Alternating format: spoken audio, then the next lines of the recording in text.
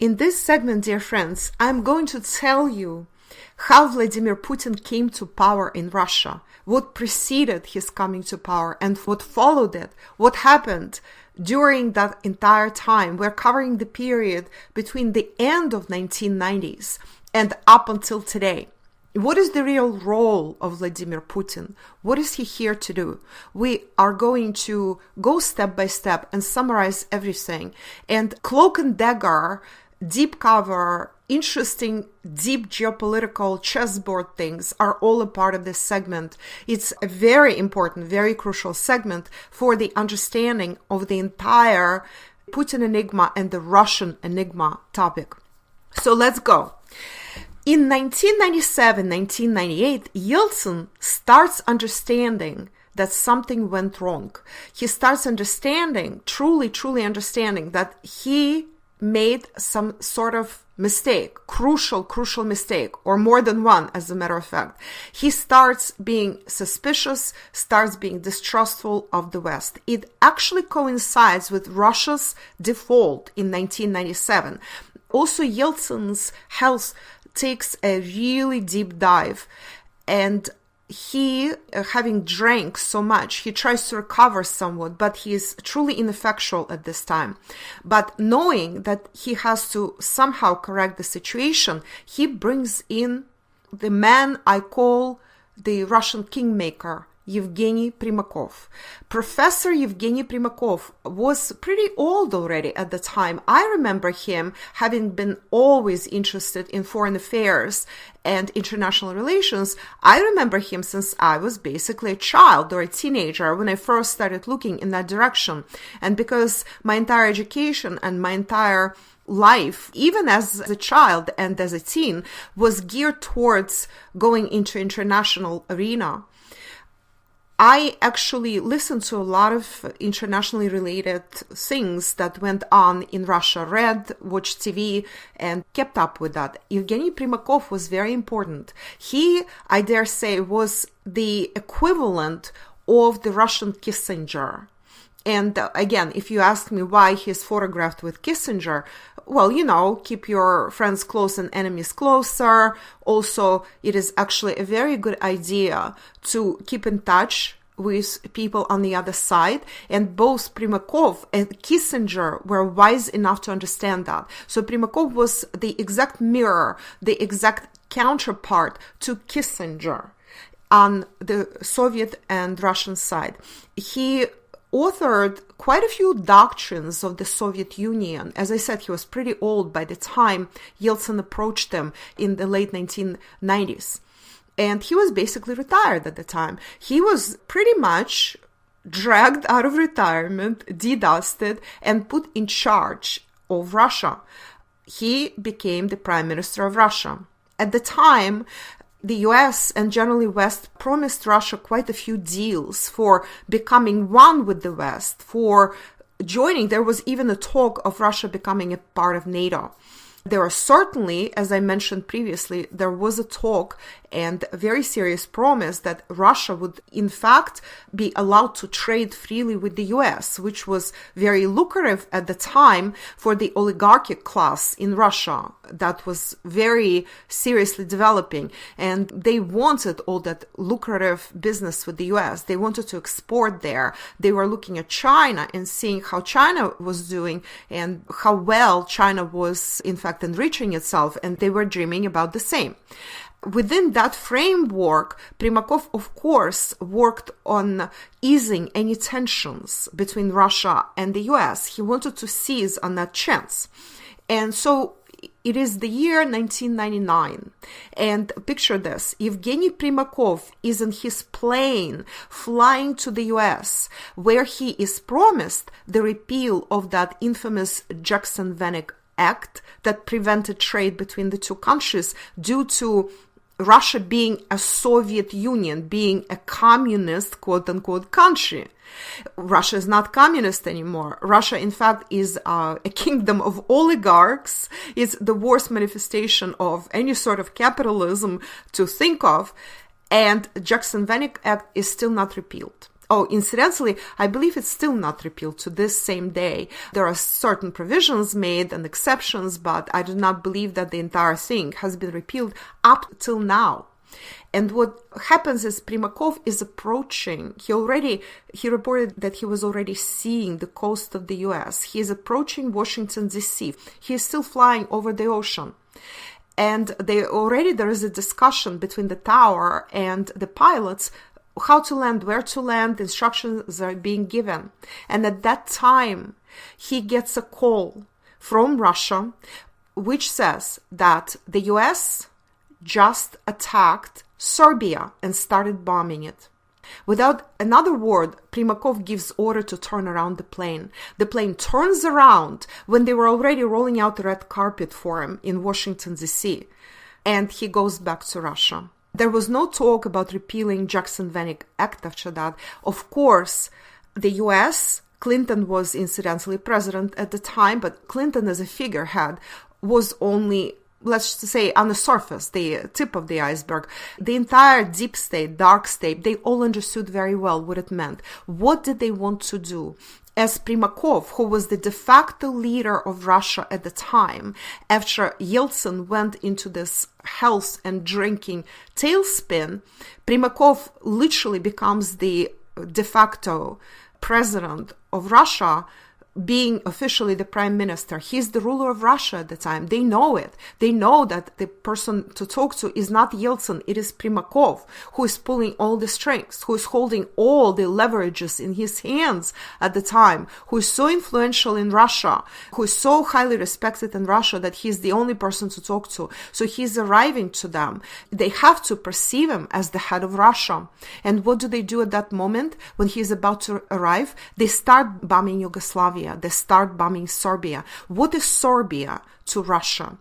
It is very close ally, even in spirit, even if there are no alliances per se that were on paper. In spirit, it's a very close ally. It is the brotherly nation, Slavic nation, Orthodox nation that Russia always protected and always had a soft spot for. And conversely, Serbians always had a soft spot for Russians as well. They call Russia the mother Russia. Just like Russians would, just like they really perceive Russia as the mother of all Slavic nations. Even if there are no paper agreements, as I said, this was still the case in spirit. And the entire West knew that very well. They knew that that would be a slap in the face for Russians. Remember, the First World War started and Russia entered the First World War because they needed to protect, and they perceived that that was their duty to protect Serbia at the time. And so we're back to where we started. See, full circle. It was 2014 when a mistake was made of entering World War I. And now they are testing Russia again. What are they doing? They want to see if Primakov, despite receiving that call, will continue on to the US and will sign all the deals, because they're dangling carrots for him, for the oligarchs, for Russia, in fact. Russia, you can be just like China. You can partake in our wealth. We are the ultimate consumerist nation. And we can open our markets to you. If only you forget your allies, if only you forget who you really are. And nobody forgot who they really were. Primakov turns around his plane, flies back to Russia, and that's the end of it. Nobody actually talks to the US anymore at that moment. Moreover, very secret work begins right away with a slap in the face. A lot of people in power in Russia totally woke up suddenly. Well, I'm sure the awakening started before, just like Yeltsin.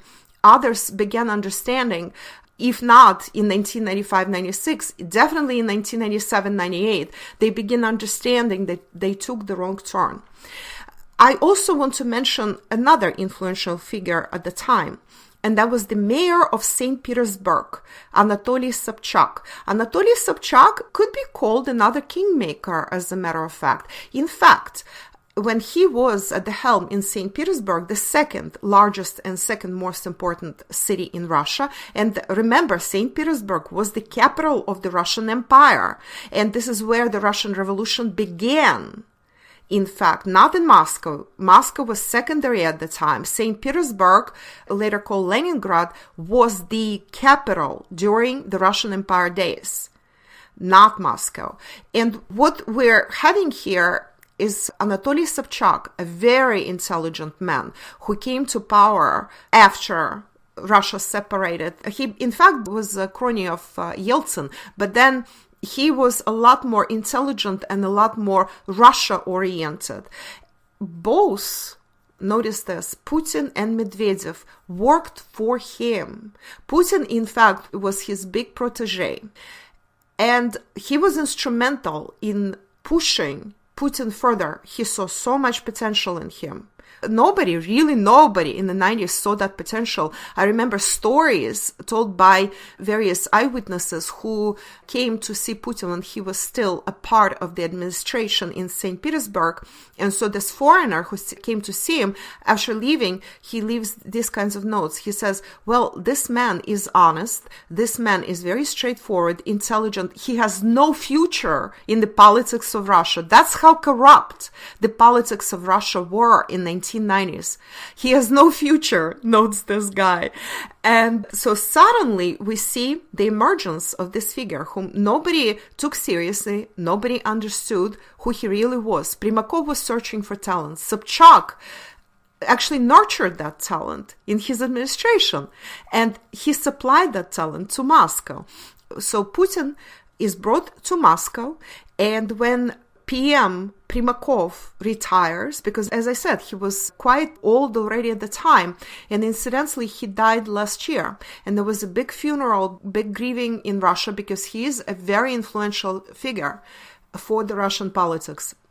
He steps aside, Primakov, and Putin becomes the new prime minister of Russia. He is obviously shown the ropes by Primakov, and he starts acting. And how he starts acting, that was very interesting. He was facing, at the time, the war in Chechnya. The war in Chechnya, I remember in 1990s, we had discussions, and I worked on Wall Street at the time, and quite a few highly educated, very intelligent, seemingly Russians worked there. And I remember we were having this discussion, and these are all intellectuals. We're sitting in New York at the table, a bunch of us, like friends, and everybody, of course, even living in New York, our hearts were with Russia, one way or the other, and we were very upset about the Chechen war. And I remember comments such as, this war will never end. Russians are too soft. They won't just go in and bomb like Americans would and obliterate everything there, so that to kill off all of them together with their families. And because of that, this war will go on and on forever. Nobody believed at the time. I actually knew that it would end eventually, but at the time it was so dark, it felt so dark that it was very hard to predict how it would end. The Russian direction changed tremendously in 1999. Putin comes to power, and what happens?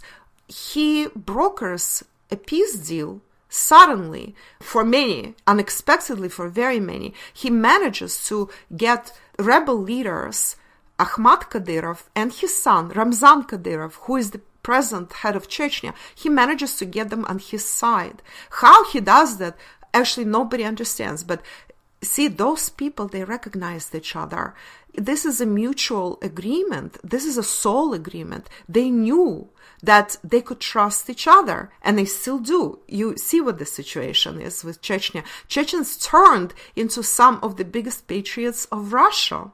You know, they actually are so patriotic that, well, they are overdoing it from our perspective a little bit, but that's the Middle Eastern way. Since they're Muslims, they overdo it in that regard. If they love somebody, they really cherish them and they really praise them, and they create all these events in their honor. I posted a post about Putin's birthday and how lavishly it was celebrated in Chechnya. So Putin comes to power. He brokers the peace deal in Chechnya and basically ends the war. Sure, there were still skirmishes, there are still certain terrorist acts here and there, and they will continue into the 2000s and later. However, he does the impossible. And he certainly immediately earns a ton of respect from Russian population. He's already suddenly popular very quickly. And then the end of 1989 comes. The tradition in Russia is for the president to congratulate the population via TV, via the official address from the Kremlin, to congratulate the population with the new year.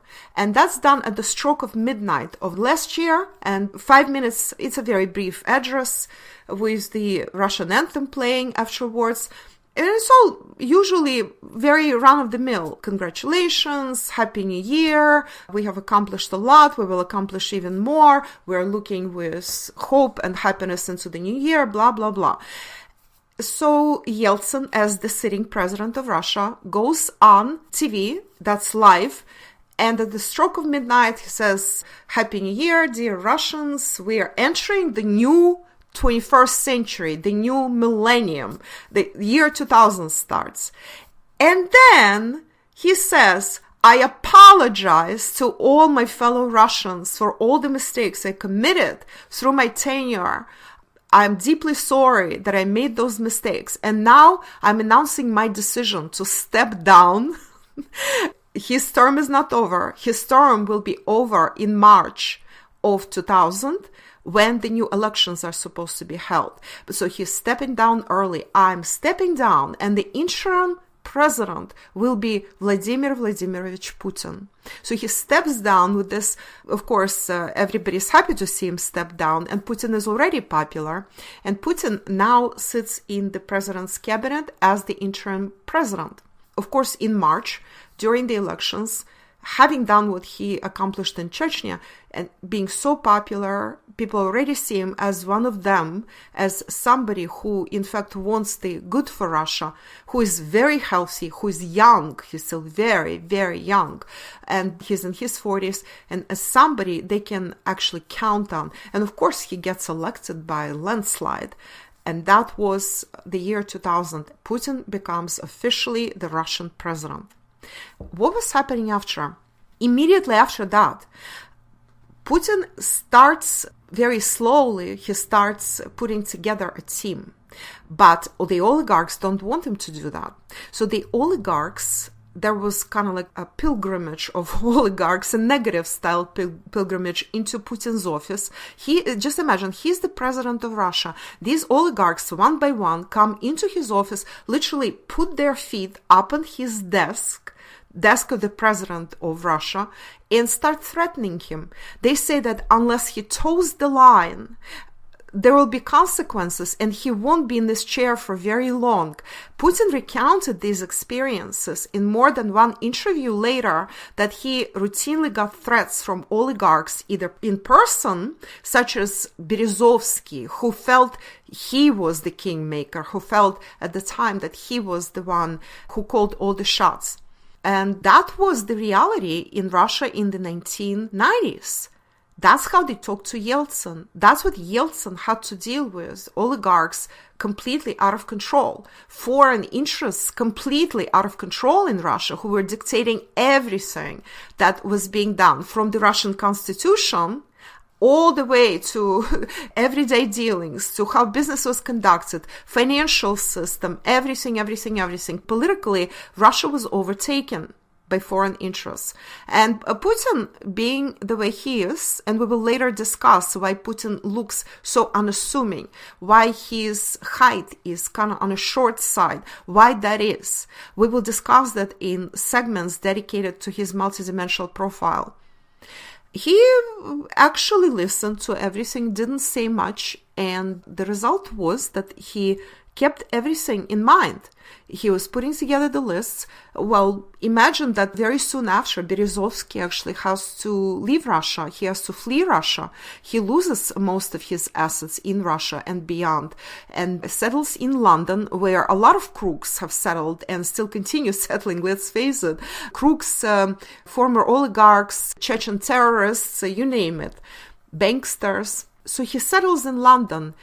It is known now that he was killed by the MI6 and structures that are close to MI6 because he was on their payroll and he really missed Russia when he got old. And I'm talking Berezovsky here. And he wanted to return to Russia. He promised Putin, he wrote him a letter, he promised Putin secrets he knew. And this is why he had to be eliminated. But at the time, Berezovsky, that was several years ago, that scandalous deaths of Berezovsky in his London mansion, at the time they tried to pin it on Putin, personally on Putin. Putin came there personally, as they usually would say, and killed him there. Or he poisoned somebody, or he did this, or he did that. Of course, later, when we do Putin's multidimensional profile, we will see why this is all impossible.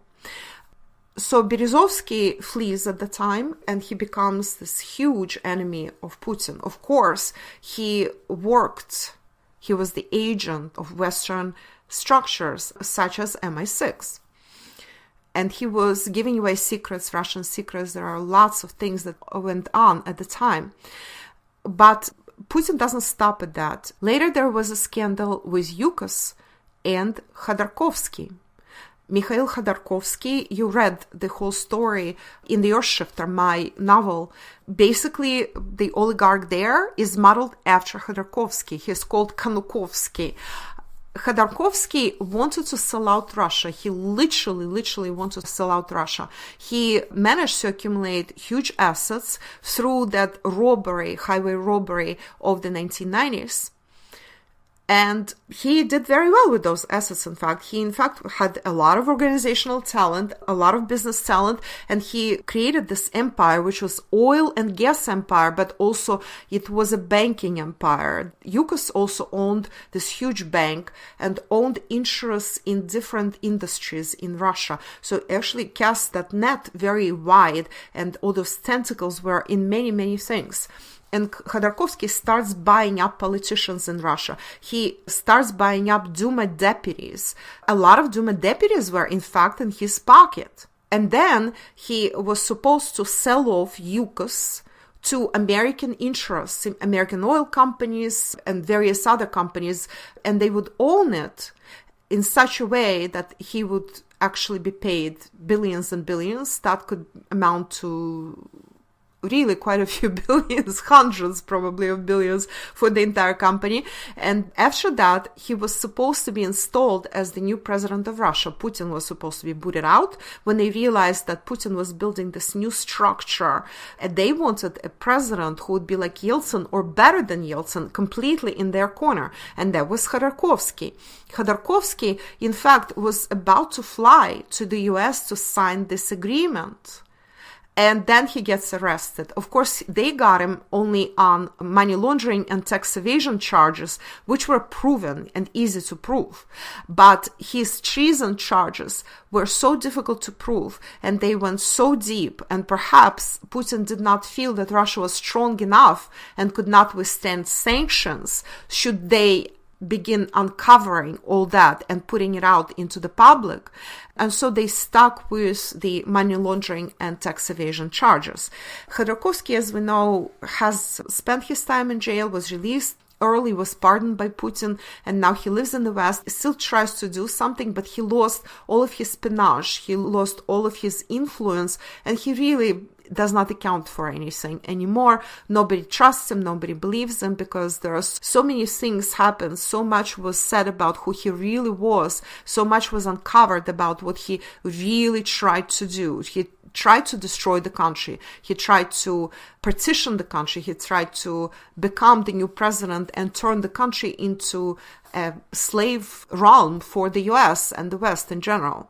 This went really well, and Russia continued developing, and only Putin can be credited with the amazing turnaround. What Putin was building was the new, as they say in Russia, vertical of power. Imagine a tree. It's like a trunk with the branches springing out, and the roots coming out as well. The new vertical of power is like that tree with many branches, many roots. He was painstakingly building up every branch of power, every branch of the social, political, and economic structure within the framework in which he was allowed to do that. Remember that even the Constitution was written in the 90s by American advisors, financial institutions, business institutions, everything in Russia, even courts, everything was built around that Western influence. And of course, a lot of it was good. It was good to awaken Russia. It was good to create better courts than existed in the Soviet Union. But the majority of that was, of course, terrible encroachment on the sovereignty of Russia and on the spirit of Russia as well. A lot of it was put together, put in place in order to stifle Russia, not allow Russia to develop. And that was the ultimate goal, in fact.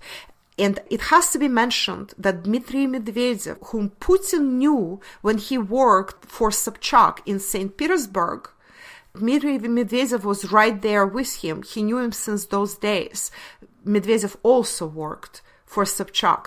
And so when Putin becomes president, he brings Medvedev with him as somebody who is loyal, intelligent, who is a very good lawyer, who can help him create all those structures. So Medvedev behind the scenes has to be credited together with Putin with building up both new structures that are political, structures of power, structures of business, and reshaping Russia. And it was all done very slowly, very, very carefully, so that not to break anything, so that not to break a single cup in the china shop, because Russia has gone through too many devastations in the 20th century, through too many revolutions and civil wars. Russia could not afford it anymore. We can confidently say, therefore, that Putin's efforts, supported and helped by Medvedev, created this extremely fast and successful turnaround in the 2000s. And Russia, by 2008, becomes pretty successful. People start living pretty well. Economically, Russia becomes number 5 economy in the world. It's a far cry to the size of the economy that was the Soviet Union, of course. However, the structure is better. It is better integrated and better able to compete on the international arena. At that point, we know what happens. The attack by Georgia and Saakashvili on South Ossetia, and Russia is forced to respond. We will talk about it a little bit later in the Medvedev episode.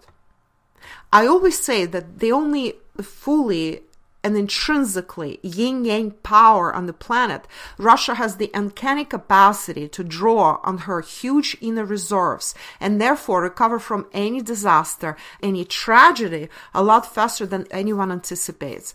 That is the multidimensional view of the issue. But in our 3D existence, we need specific people.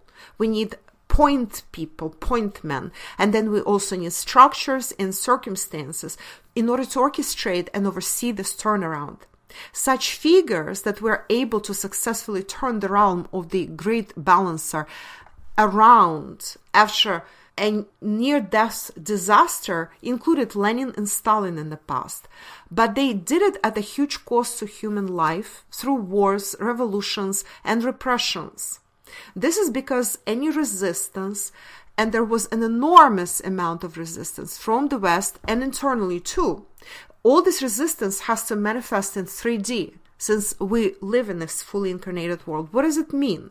3D is the fully physically incarnated dimension, and therefore all conflicts ultimately manifest as physical carnage. And this is what had been happening throughout the 20th century.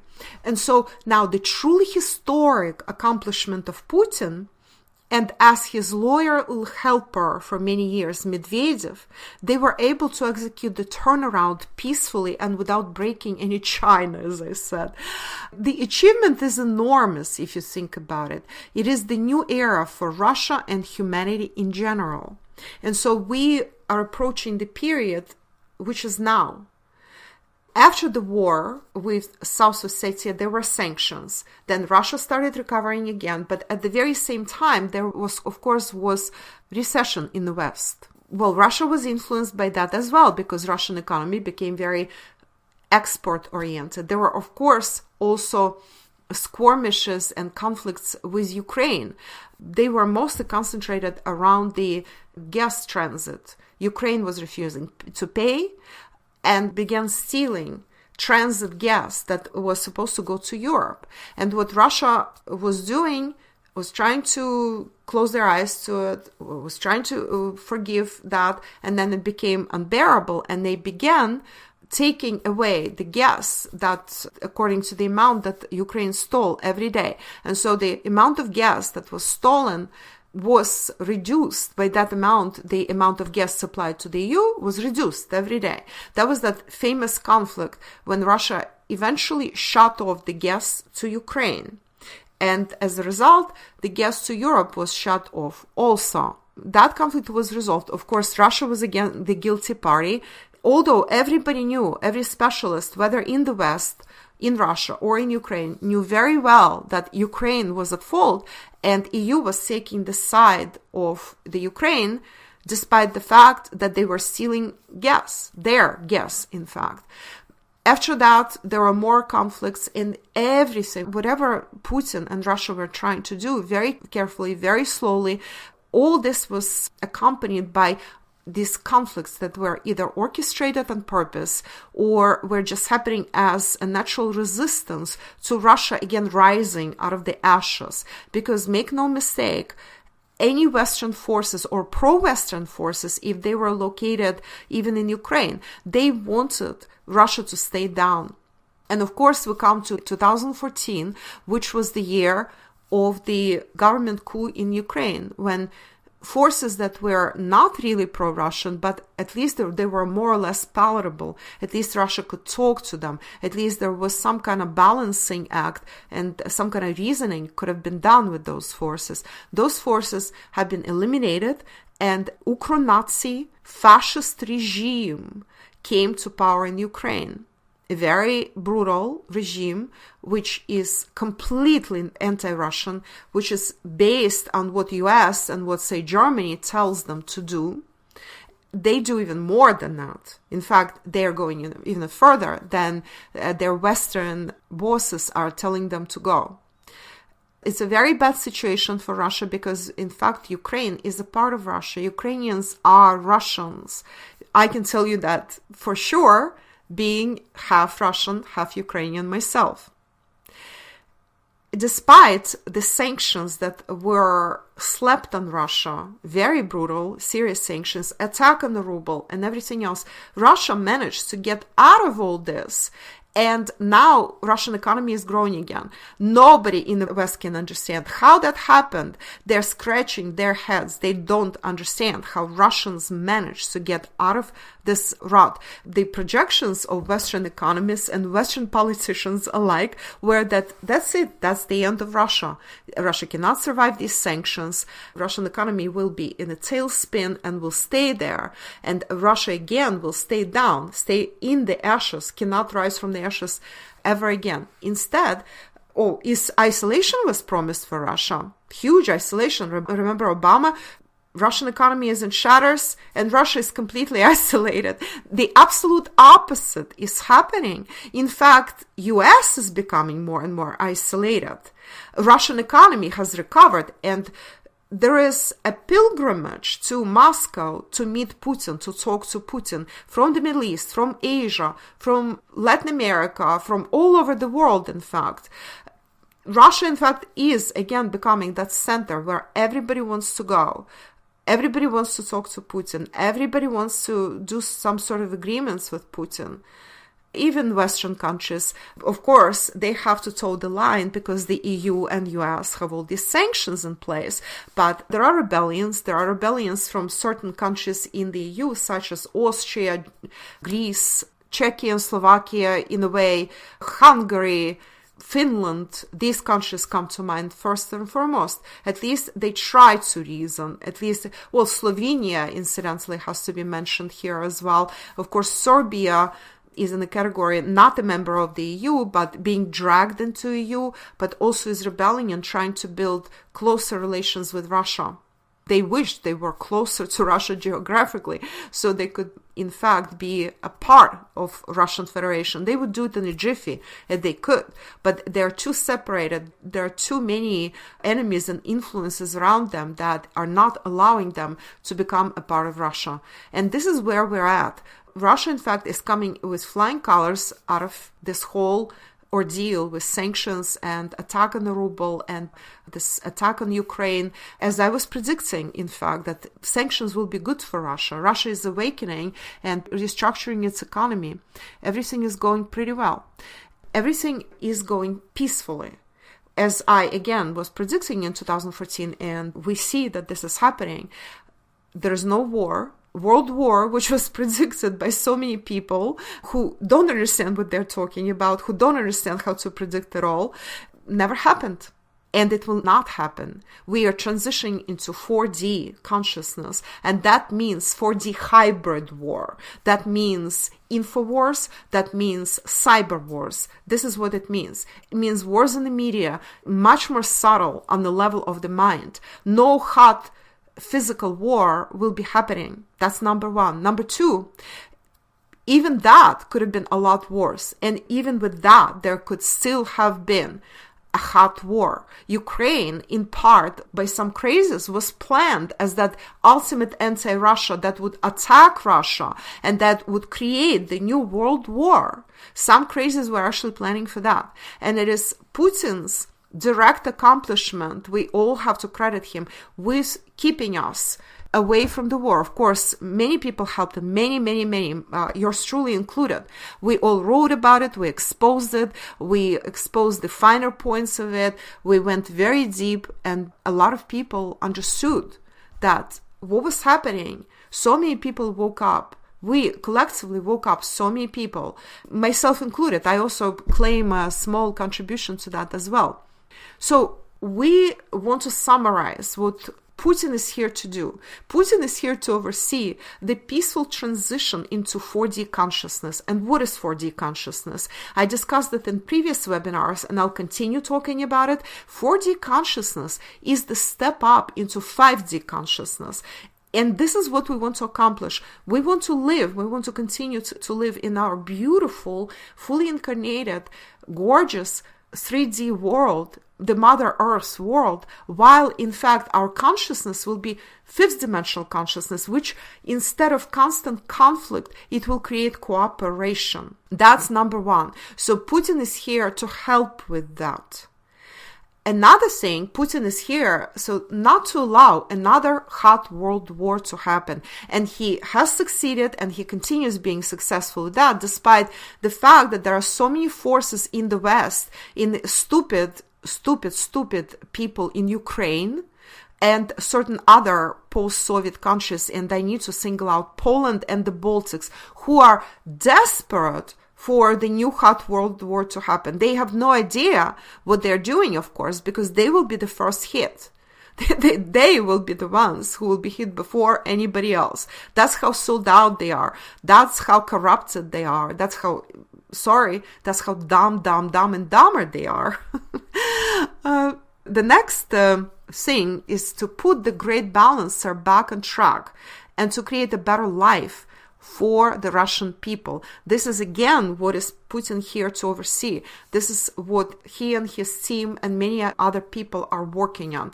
And why is that important? That is because Russian people, being karmically and intrinsically connected to the great balancer, they constantly had to sacrifice their own standard of living in order to keep the whole planet spinning, in order to rebalance and balance and keep in more or less balance this crazy planet in which humans constantly want to destroy each other. And that diverts a lot of resources, a lot of talent, a lot of money, a lot of attention, if you will. Resources are diverted into that actually means that everyday living, the comforts of the population have to be sacrificed. This is part of the karmic agreement, of course. All these souls, they get incarnated for that. But enough is enough. Russians are tired of that. This is part of why the Soviet Union fell apart. Russians were in fact tired of carrying all those republics with them. the lopsidedness was enormous when Russia primarily, and in part also Belarus, but Russia by far the most, was carrying the other 14 republics, especially 13 republics, who were consuming a lot more than they were producing. I have really interesting tables that prove that actually summarize the GDP, the consumption in the Soviet Union, and compares all 15 republics, Russian Federation and everybody else. And Russian Federation was consuming about 66% of what Russian Federation produced. That's how much they were sharing with others. That's how much they were giving up. So this sacrifice has to end. Enough is enough. Russian people also deserve to live better, and they want to live well. And this is also what Putin is here to oversee and help happen. And it is happening. And the way it's happening, attention, this is going to be discussed in great detail in the future webinars dedicated to the Great Earthshift and the Great Balancer. But here I'm just going to give you a sneak peek. The way this is happening is that Russia is a little smaller, a little more compact than the Soviet Union or the Russian Empire was. But Russia delegates part of its responsibilities as the Great Balancer to others. And we will discuss who that is and how this is done in the future webinars. But this is a very fascinating topic, and I can't wait to tell you all about it. And finally, Putin, together with many helpers and many other Earthshifters, is here to execute the Great Earthshift and rebalance the world away from the West, take away that excess power that was illegally usurped by the West. This time, the rebalancing is different, and it won't give an unfair advantage to any party like it happened in recent past.